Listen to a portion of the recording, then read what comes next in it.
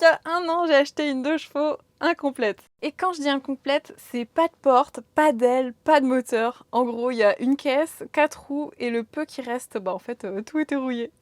En vrai, pour la partie mécanique, c'était pas si compliqué que ça. Il m'a fallu quelques semaines pour remettre à neuf tout le train roulant. J'ai trouvé un ensemble moteur plus boîte que j'ai restauré en quelques jours.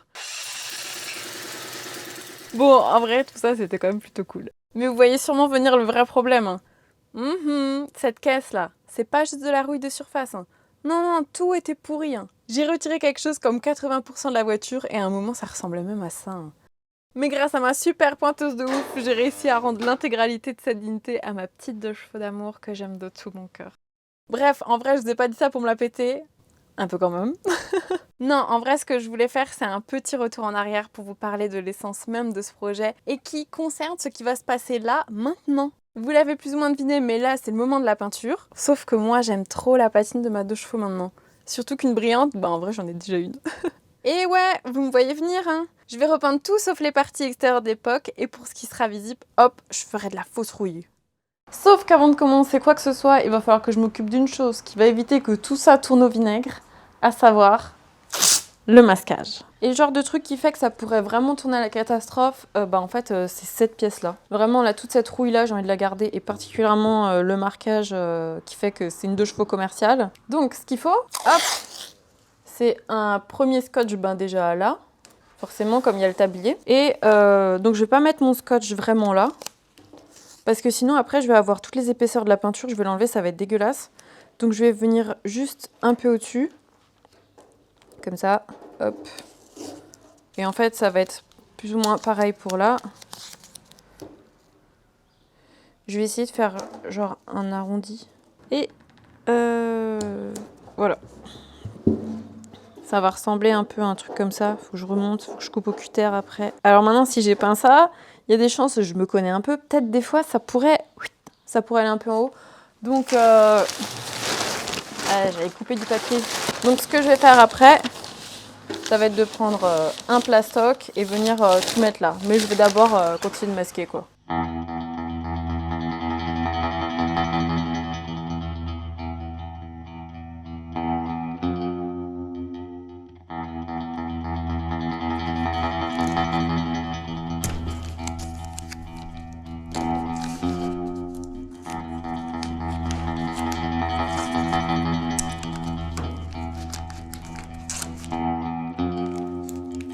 Et voilà. En plus, il n'y a plus de scotch. Parfait. Voilà, normalement, j'ai tout fait.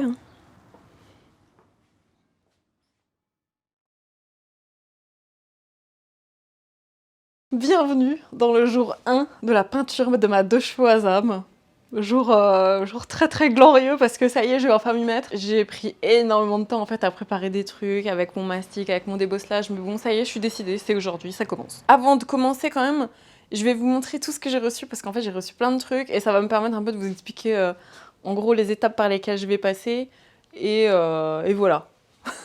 C'est des produits que Peinture Voiture m'a envoyés. On avait déjà travaillé ensemble sur la précédente 2 chevaux et c'était trop bien passé, donc go. On a refait ensemble, ça c'est trop bien. Et je vais juste vite vous expliquer en gros les variétés de produits que j'ai, comme ça on sait un peu où on en est. Donc, first step, primaire phosphaton. Second step, après époxy. Troisième step, joint polyuréthane. 4 steps, anti-gravillon. Dernier step, gris rosé. Ça, le gris rosé, j'ai les pétoches. Le reste, ça va bien aller, de toute façon, je peux pas me louper. Et là, aujourd'hui, je vais poser le primaire phosphatant, je crois en 2 couches. En fait, c'est le monsieur de Peinture Voiture qui m'a dit ce que je dois faire, je vous sors pas ça du chapeau. Et il m'a dit, genre, plus ou moins 1 heure après, je pose l'après-époxy. Et vous en doutez, si c'est en bon, du coup, je vais pas utiliser mon pistolet, ni mon compresseur, ni ma cabine de peinture. Je fais ça... En gros, je fais ça dans le garage, à l'arrache. Mais franchement, j'ai fait le soubassement la semaine dernière, c'est trop bien passé, donc... Bon go, je vais juste mettre un masque pour pas m'étouffer et puis voilà. Là, ce que je vais faire, je vais juste vite dégraisser avec un dégraissant anti-silicone, passer un coup de soufflette et c'est parti. Ah, j'ai peur, j'ai hâte,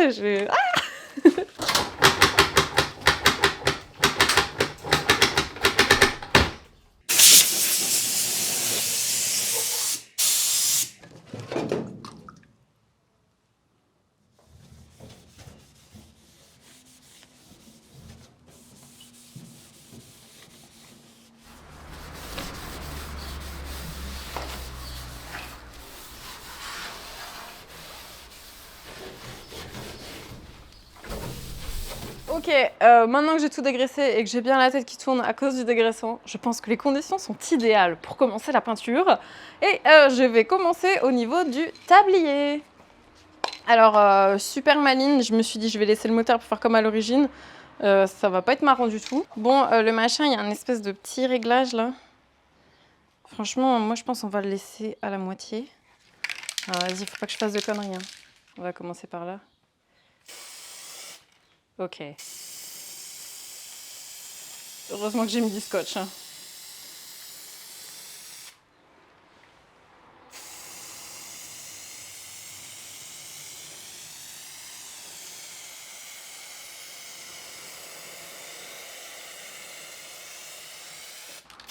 Comme ça, c'est pas mal.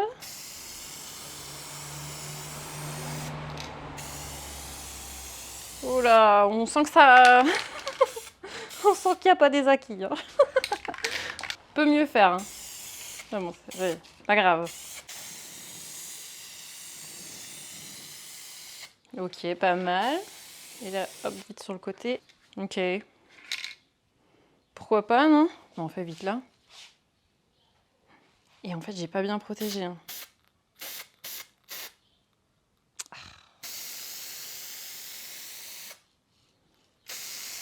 Ok. Oh la vache, elle cool. Bon, c'est pas grave. C'est pas grave.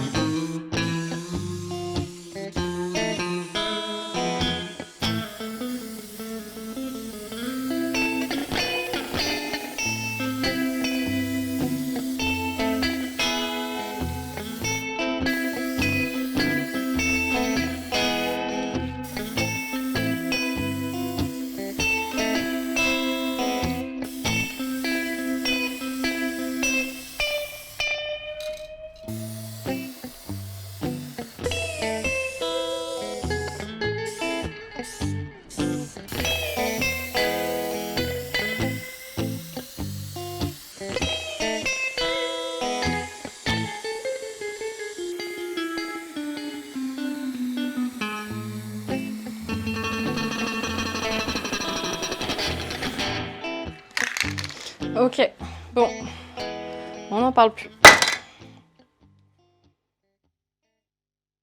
Nous voilà 2 jours après la peinture. En vrai, ça s'est trop bien passé. J'ai bien regardé, tout est bien recouvert. Honnêtement, c'est du bon boulot qui a été fait. J'en suis vraiment très contente. Par contre, en fait, quand j'ai posé mon scotch, dans ma tête, je m'étais dit, quand je peins, je ne dois pas peindre sur le scotch. Je dois essayer de m'arrêter un peu avant pour éviter qu'il y ait une différence d'épaisseur lorsque je vais enlever le scotch. Par curiosité, j'ai juste enlevé le scotch au niveau de la belle pare-brise et vous allez un peu plus le voir, mais quand on enlève le scotch là, en fait c'est pas beau. C'est vraiment pas beau du tout. Au final, là, on sent pas une grosse différence, mais par contre, en termes de teinte, ça va pas du tout aller. C'est pas crédible mon histoire là. Bon, ce que je vais devoir faire, je vais devoir utiliser du P800 et bien frotter quoi, pour que au toucher ça soit nickel. Et en fait, va pas falloir que je masque, va vraiment falloir que je masque ça quand je vais peindre. Je sais pas comment je vais me débrouiller, mais quand je vois des trucs comme ça a pas l'air très concluant. En vrai, ici, ça va encore. Le pire, c'est derrière. Hein. Ça va pas du tout. Ça, c'est n'importe quoi. On voit tellement la différence. Enfin, quand il y aura la vraie peinture, ça va être horrible. Donc là, pareil, va falloir poncer, comme ça. Le premier truc à faire, ça va être finalement de poncer tout ce que j'ai apprêté déjà au P800 pour, après, on va dire, enchaîner sur l'astuce avec mes joints polyuréthane, mon petit gravillon et la peinture finale. Donc, ouais. C'est finalement le moment le plus chiant. Qui dit moment chiant dit... J'étais vraiment pas enchantée de poncer parce qu'en fait quand on ponce l'époxy, ça fait toujours des petites boules après sous la feuille à poncer et c'est vraiment trop chiant en fait. Et du coup le premier endroit par lequel j'ai commencé, c'est la partie de la custode arrière où bah il y avait pas de rouille, je sais pas pourquoi parce que je pense qu'elle a été réparée à l'époque. Et la jupe arrière. Alors je commence à poncer tout ça et en fait je vois que ça révèle la peinture d'époque. Parce qu'entre temps c'était devenu tout jaune et il y avait une énorme tache, genre ça c'était vraiment pas beau. Et là je commence à poncer et je fais ok d'accord, il y a une belle peinture là en dessous. Mais moi je suis Miss Polyillustrée donc direct hop bol d'eau, je cherche une feuille de P3000 et je commence à poncer toute la custode et là je vois que la couleur gris rosé d'époque ressort. Je me dis parfait, ça fera une belle synchro quand j'aurai fait ma peinture. Vas-y, je continue quoi. Et là du coup je mets du polish pour que ça ressorte bien parce que sinon c'est juste une voiture toute griffée. Et là je me dis ah ouais ok, pas mal du tout. Bon en fait j'ai fait sur toute la voiture. Après avoir passé une journée à repousser le problème du ponçage de l'époxy, ça y est, j'ai poncé. C'était trop chiant. Mais après je passais un moment que j'adore, c'est les joints polyuréthane. Alors là, ça c'est vraiment essentiel, sinon il y a de la flotte qui rentre dans la voiture. Donc entre chaque jonction de tôle, il fallait mettre du joint. Donc je suis venue avec le pistolet comme ça, j'en ai mis genre vraiment beaucoup quoi. Et après je passais avec mon pinceau comme ça. Enfin moi j'adore hein, quand tu regardes dans les coffres et tout, qu'on voit les gros joints comme ça fait au pinceau, ça magnifique. Et par contre il me reste un dernier joint à faire que j'ai fait tout propre. Donc là pareil, faut faire un joint tout joli. Donc j'ai mis des petits scotch, j'ai mis des petits gants, j'ai fait ça à l'eau, hop, tout joli. Et 24 heures après, it's time to l'anti-gravillon. Alors l'anti-gravillon, j'en ai déjà mis dans les passages de roue, donc ça c'est juste obligatoire parce que sinon la peinture elle est cassée genre au premier passage dans les cailloux. Et ce que j'ai fait, j'en ai aussi mis sur les planchers et le plancher de pédalier. Et tout ça, pareil, hein, c'est chez Peinture Voiture, vous avez moins 10% chez eux avec le code MyVadis. Ne me remerciez pas, c'est cadeau. Et une fois que tout ça est fait, il est temps de passer à la peinture finale. Et du coup, la peinture, je vais aussi le faire avec une bombe, mais c'est pas pareil, il n'y a pas juste à secouer. Il faut mettre un petit anneau, tirer ça comme si c'était une vraie bombe explosive, tourner un tour complet, comme ça. Secouer 2 minutes et après... Ça y est, jour J, jour de ouf. Je suis stressée à fond les ballons. J'ai exprès fait une petite coupe pour être sûre que mes cheveux vont pas tomber. J'ai mis mes jolis gants noirs. Et voilà. En soi, il n'y a rien qui change par rapport aux après. C'est juste que l'ordre dans lequel je vais procéder va être un peu différent. Je vais quand même commencer par là. En fait, ça va me permettre de prendre contact avec la bombe. Et après, par contre, je vais faire tout l'intérieur, tout ce qui est bas de caisse, tout ça, je le ferai à la fin. Des fois qu'en faisant quelque chose, je touche avec mon vêtement. Là, normalement, je me suis dit que 8 bombes, ça suffit. Je suis pas sûre. Il y a des endroits qui vont un peu moins absorber, comme j'ai mis de l'anti-gravillon sur les planchers, tout ça. J'ai trop peur, c'est un truc de ouf, parce que le traumatisme de la précédente peinture est toujours là, donc voilà. Mais voilà, ça y est, it's time.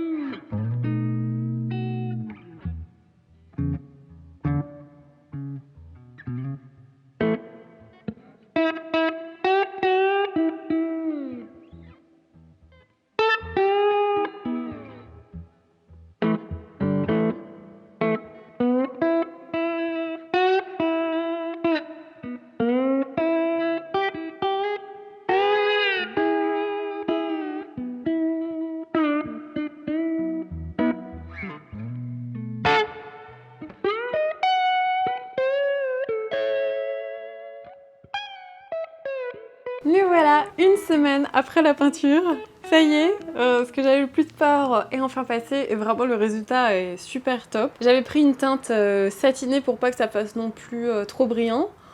Ça sent quand même brillant, mais franchement le résultat me plaît beaucoup, il n'y a pas eu trop de coulures et là où il y en a eu, c'est pas trop grave. Tout a été recouvert correctement et ça, j'en suis enchantée. Au final, l'application de la peinture gris rosé, c'était que l'introduction à ce à quoi je veux que la voiture ressemble. Là, on va passer à une autre étape, ça va être en quelque sorte de rouiller la voiture pour que les éléments que j'ai changés et repeints se fondent dans la masse avec ce que la voiture ressemble déjà. En fait, je vais pas rouiller pour de vrai et naturellement la voiture, je vais faire un peu autre chose, mais ça, je vous explique. Bon, je me suis dit que l'endroit le plus parlant, c'était quand même cet endroit-là, parce que c'est vraiment la partie qui va être visible. et où je dirais où il y a le plus de taches de rouille et il y a moyen de faire quelque chose de plutôt bien, je pense. Je vais vous expliquer quelle est ma petite technique. En fait, je l'ai déjà appliquée sur, je crois, 70% des pièces qu'il fallait rouiller. Donc maintenant, j'ai un peu un truc rodé et j'ai quelque chose d'intéressant à vous proposer. Avant ça, j'avais déjà bien tout poncé au grain, soit 2000, soit 1500, pour qu'en fait, ça soit complètement mat, qu'il y ait nouveau un peu de l'accroche et que surtout, qu'on ait la même teinte de gris rosé entre ici et ici. Et surtout qu'au toucher, hop, on sente rien du tout. Voilà, je vais juste un peu dégraisser pour enlever la saleté. Le truc que j'ai fait en amont pour faire quelque chose de correct, c'était déjà de savoir ma rouille, quelle teinte elle avait. Alors au début, je voulais commander ça comme ça et le monsieur, je sais pas, sur voiture, m'a dit tiens, je t'envoie un nuancier et puis tu colles à côté de tes taches et tu regardes qu'est-ce qui correspond le mieux. Alors moi, on avait dit quoi? C'était le brun beige. Donc c'était cette teinte-là qui allait le mieux et qui correspondait finalement à la teinte de la voiture. Donc ils m'ont envoyé une bombe brun beige. Et là, je vais vous expliquer ma petite astuce. Alors, c'est un truc que j'ai vu sur Instagram. J'avais vu une fille qui refaisait sa chambre. Donc, c'était un fond bleu et elle venait avec une éponge et elle mettait du blanc dessus et elle tapotait pour faire comme un effet de nuage, quoi. Et je me suis dit, bah en vrai, moi aussi, ça ressemble à des nuages. Faut que je regarde parce que j'ai... Ah, voilà. En gros, là, je vais hop, spritzer sur l'éponge. J'essaie de revenir un peu là où c'est. Donc, hop. C'est pas beau. Il y a des fois, ça marche. Il y a des fois, ça marche pas trop.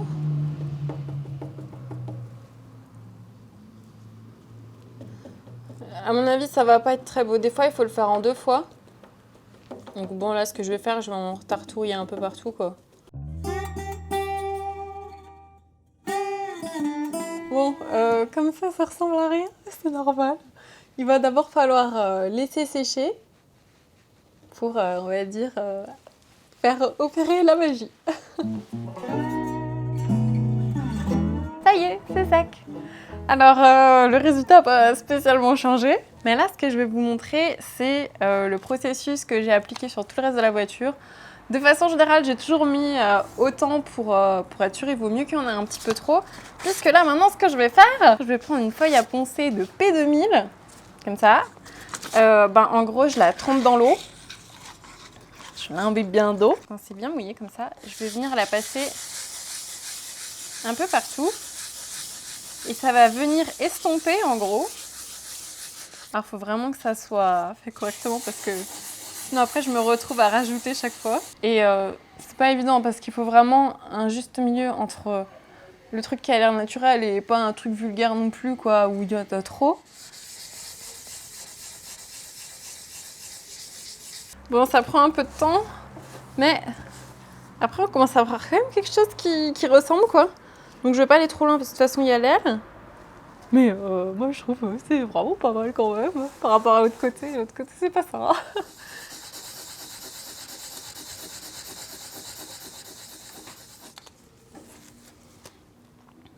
Moi je dis c'est bon. Je dis j'arrête là. Là vous le voyez, hein, de toute façon c'est pas parfait parce qu'il y aura l'aile, donc ça c'est pas tellement grave. Là j'ai quasiment tout fait. On va juste vite voir ensemble la bête pare-brise à quoi ça ressemble. Je l'ai aussi faite hier.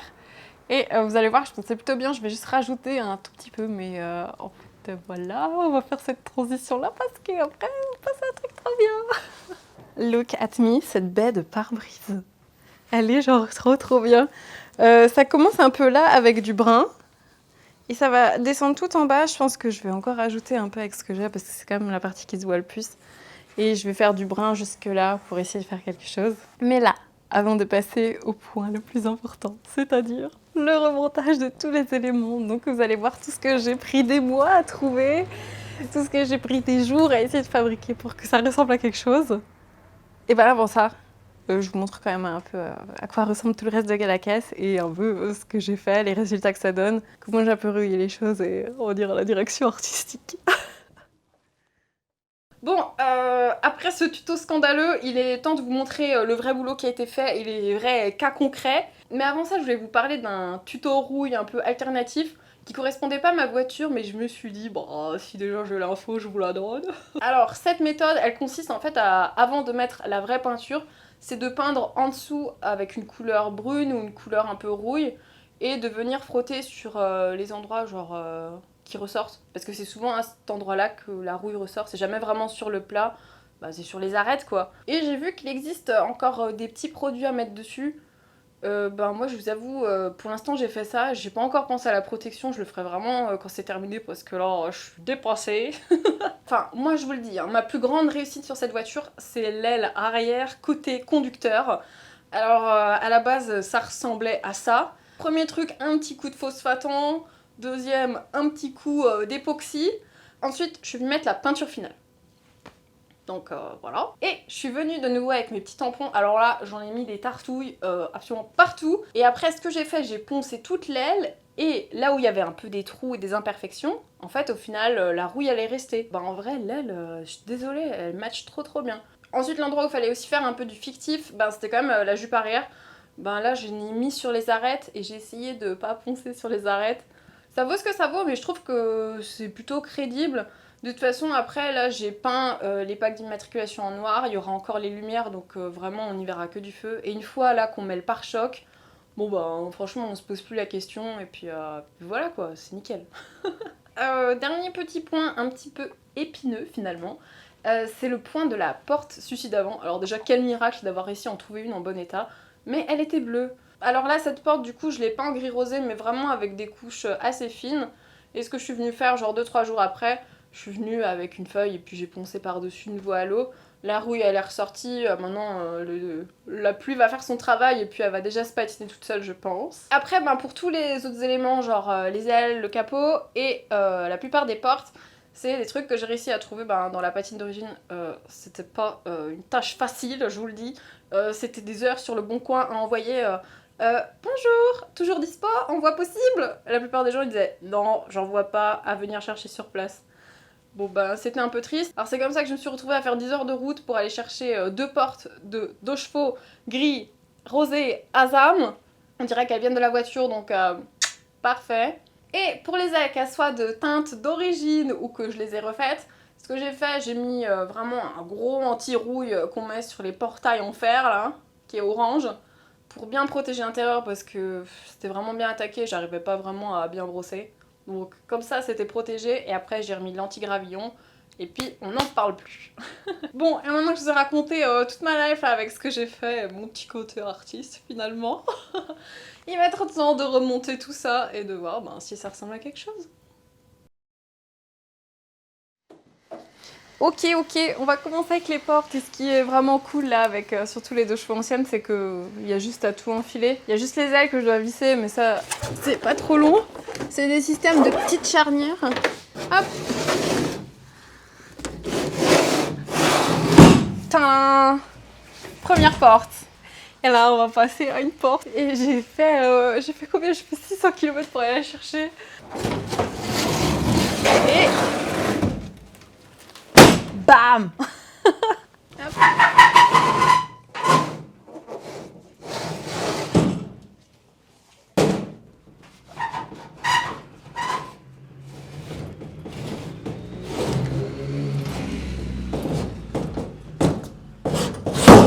Bam boum.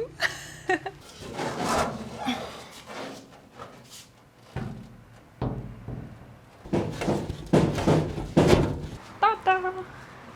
Maintenant il n'y a plus qu'à mettre les ailes.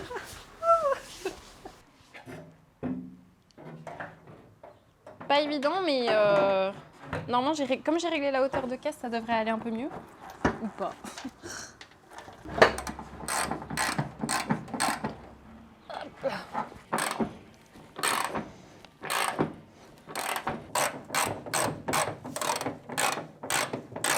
Et les puristes Citroën vont se dire mais dis donc, où c'est qu'elle a trouvé ça? Une aile noire. Faut savoir qu'il n'y a jamais eu de deux chevaux noirs dans le monde. Ce qui fait que ça c'est une aile d'époque de réparation. En fait elles étaient en gros livrées comme ça, il fallait juste les repeindre. Bon moi j'en ai une qui est même pas encore repeinte. Et ça fait comme si ben, finalement j'avais réparé ma ZAM et que ben, l'autre elle avait eu un problème quoi. Vous allez voir, quand je vais fermer, ça va faire bien.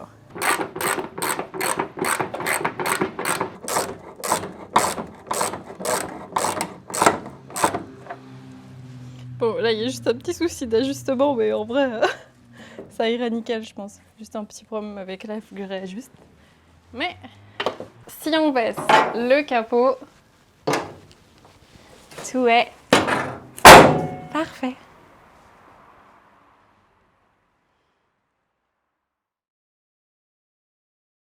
En vrai, je trouve que tout est pas parfait. Je trouve qu'il manque quelque chose. Alors moi, ce que j'aime beaucoup, c'est sûr, c'est quand il y a de la rouille. J'aime bien là le fait qu'elle ait la petite aile noire. Ça lui donne un petit côté vilain canard que j'adore. En fait, depuis un an, j'ai vu pas mal de 2 chevaux passer. Et celle qui me plaise le plus et que je me dis « Oh waouh, c'est trop bien !» c'est quand j'en vois avec des dessins dessus. Alors j'en ai vu une avec des gros nuages. Bon, c'était peut-être un peu exagéré. Et je suis pas tout à fait sûre que ça soit mon style. Mais j'en ai vu d'autres avec des fleurs. J'en ai vu d'autres où il y a juste la malle arrière. Et je me suis dit que j'allais faire pareil et que j'allais dessiner sur la voiture.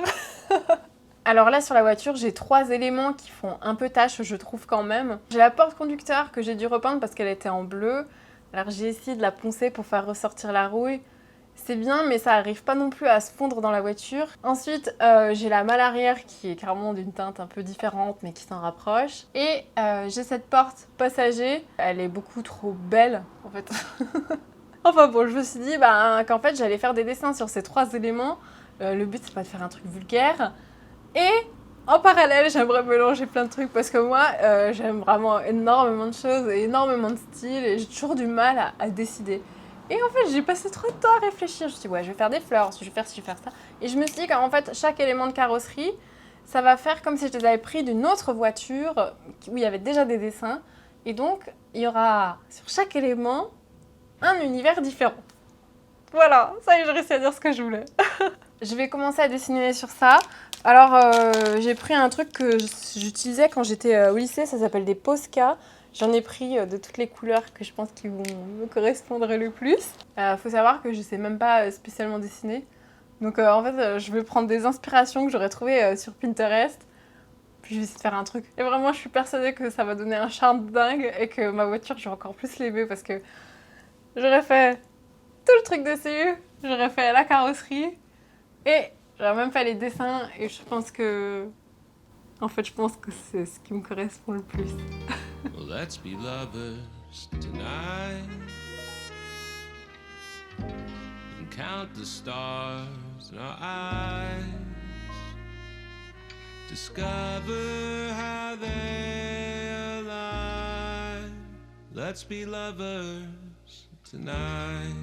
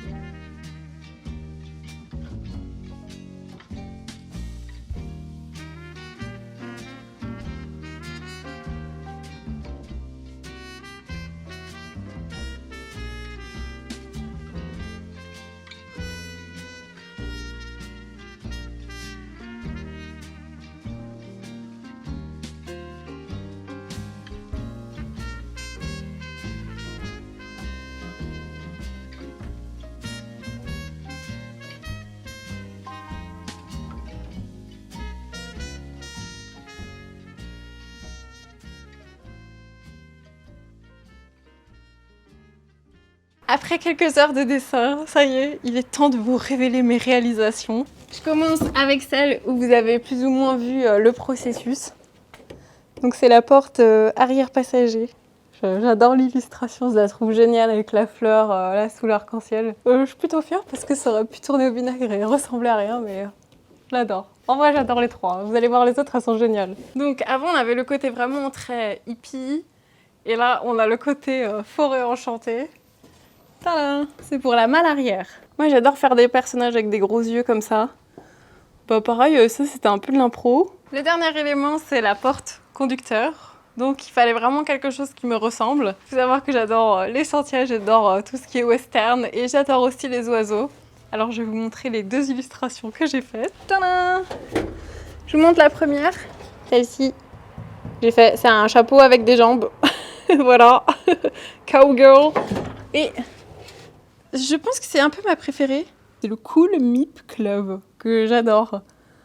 Donc voilà, je trouve ces 2 dessins absolument géniaux. Je suis trop contente. Et puis, je pense que sûrement, quand j'aurai trouvé un nouveau truc qui me plaira, eh ben, je le mettrai dessus. Donc voilà, je suis trop contente. En fait, je trouve ça vraiment génial que chaque élément ait un peu son univers. Et voilà. Et que chaque porte aussi ait un dessin tout à fait différent. On dirait pas que c'est la même personne parce que les traits sont différents, les couleurs sont plus ou moins différentes. Et voilà, moi j'aime bien. Maintenant que je vous ai montré les dessins, j'ai bien envie de prendre le temps de vous montrer à quoi ressemble la voiture, un petit peu dans les détails.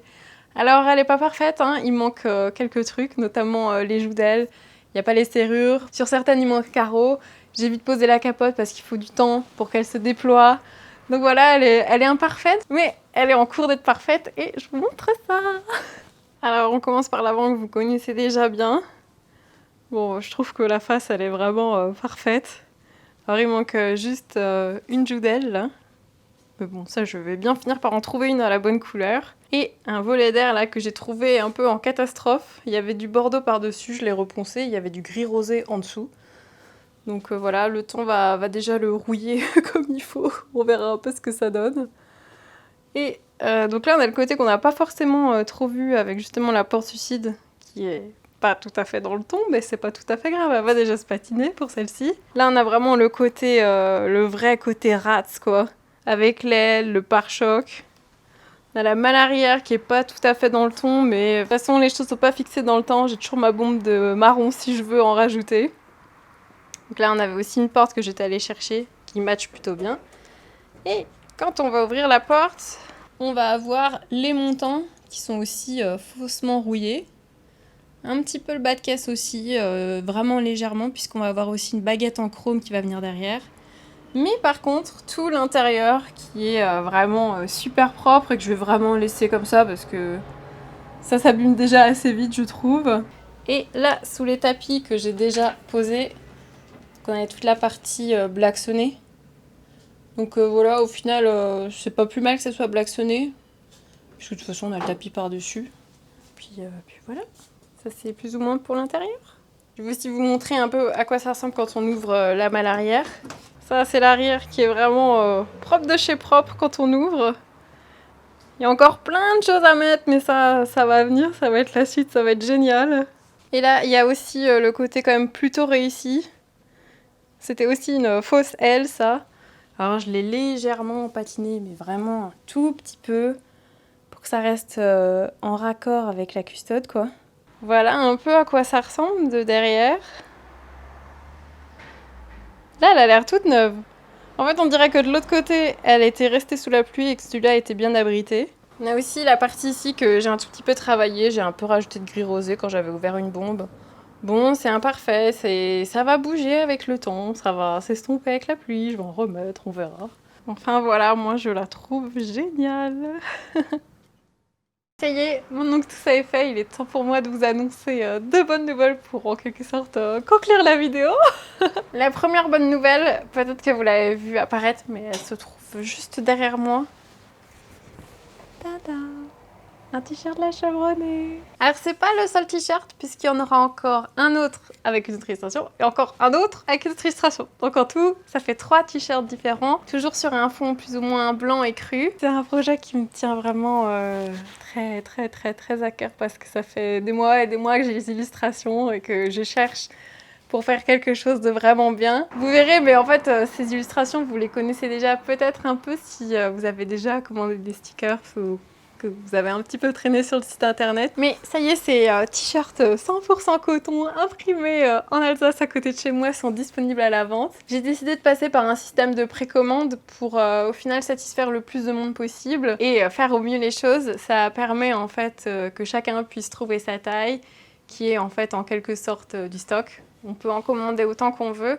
Et il y aura un certain délai, je pense, de 2 à 3 semaines. Après, les t-shirts partiront en production et c'est moi-même, comme d'habitude, comme pour tout ce que j'ai déjà vendu sur ma boutique, qui m'occupe du coup de l'envoi, du SAV, de tout le tralala. Et s'ils vous intéressent, eh ben, ils sont disponibles sur mon site internet lachevrenée.fr. Et ben, moi, je vous mets toutes les informations en description. Vous verrez une fois que vous irez sur le site, tout sera bien donné au niveau des dates, de comment vont se passer les envois. Il y aura une page spécifique si vous avez des interrogations à ce sujet-là. Vraiment, je suis trop fière. Et surtout, j'espère que ça vous plaira autant que ça me plaît à moi. J'ai essayé de faire quelque chose de bien. Donc, je pense que ça devrait aussi vous plaire au final. Et quelle est la dernière bonne nouvelle ? La dernière bonne nouvelle, c'est que y en a deux dans une. De un, je vais essayer de plus sortir une vidéo au bout de 3 mois. La peinture, ça a été un travail de dingo. Et c'est le plus long, c'est le plus compliqué d'un projet, mais bon, c'est ce qui donne le plus de satisfaction parce que aujourd'hui, j'ai un sourire jusqu'à tout temps. Mais surtout, la prochaine fois, ça va être de faire un tour avec la ZAM.